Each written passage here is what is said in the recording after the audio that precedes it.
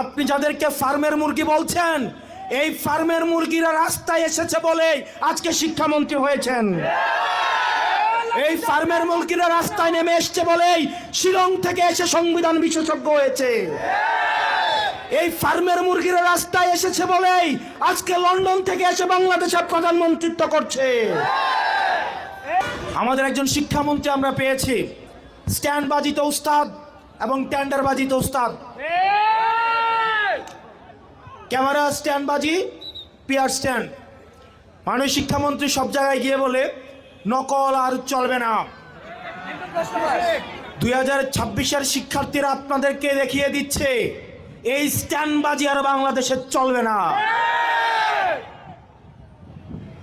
হাঁটু সমান পানিতে, বুক সমান পানিতে 2026 সালের এইচএসসি পরীক্ষার্থীদের আপনি ডুবিয়ে ডুবিয়ে আপনি পরীক্ষা দিতে বাধ্য করেছেন।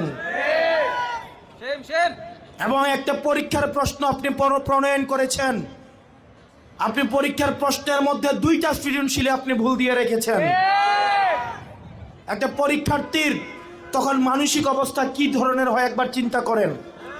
সে যখন দেখে প্রশ্নপত্রে ভুল, সে যখন নিজে চেষ্টা করে পরীক্ষায় উত্তর মিলানো, পরীক্ষা দিয়ে এসে হয়তো বুঝতে পারে প্রশ্নপত্রে ভুল, সে যখন উত্তর মিলাতে পারে না, তখন পরীক্ষার মধ্যে কি ধরনের মানসিক অবস্থা তৈরি হয় একবার চিন্তা করেন।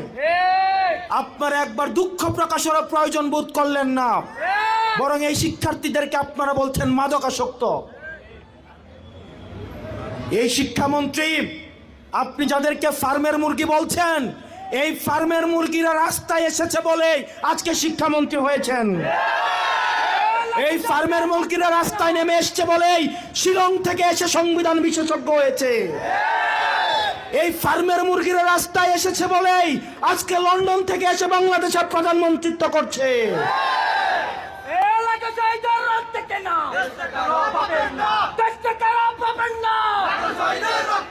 শিক্ষামন্ত্রীকে বলবো, শিক্ষার্থীরা গিনিপিগ নয়। শিক্ষার্থীদেরকে নিয়ে এক্সপেরিমেন্ট বন্ধ করুন। কিছুদিন পর পর একটা জিনিস ইচ্ছা হয়, আপনারা সেটা তাদের উপরে চাপিয়ে দেন, শিক্ষার্থীদের উপরে চাপিয়ে দেন। এই শিক্ষার্থীদের আপনাদের এক্সপেরিমেন্টাল টুল না, যে যখন ইচ্ছে তাদেরকে নিয়ে এক্সপেরিমেন্ট করবেন, এক্সপেরিমেন্ট ফেল করলে আবার সে এক্সপেরিমেন্ট তুলে নেবেন। কারণ আপনাদের সন্তানরা দেশে পড়াশোনা করে না, আপনাদের সন্তানরে আপনারা বিদেশে রেখে পড়াশোনা করান।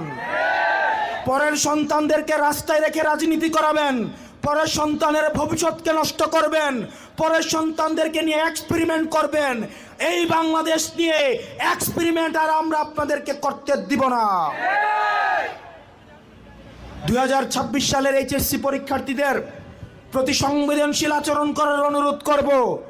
না হয় এই শিক্ষার্থীরা যদি রাস্তায় নেমে দৃঢ় অবস্থান নেয়, আপনার পাটাতন যে শক্ত না, এই অর্ধবেলা আন্দোলনেই সেটা বোঝা গিয়েছে।